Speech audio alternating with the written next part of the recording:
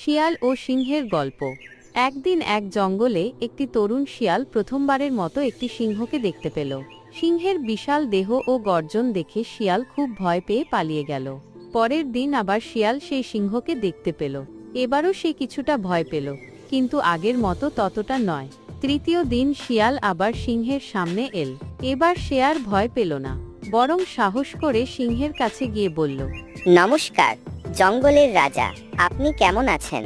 সিংহ অবাক হয়ে শিয়ালের সাহস দেখে হাসল এবং বলল, তোমার সাহস দিন দিন বেড়ে যাচ্ছে।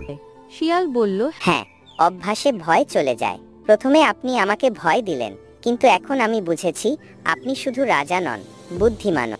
সিংহ খুশি হয়ে শিয়ালের কথা শুনে তাকে তার পরামর্শদাতা বানাল। নীতিবাক্য: বারবার অভিজ্ঞতা মানুষকে সাহসী করে তোলে। ভয়ের মুখোমুখি হলে তা দূর। শিয়াল ও সিংহের গল্প। একদিন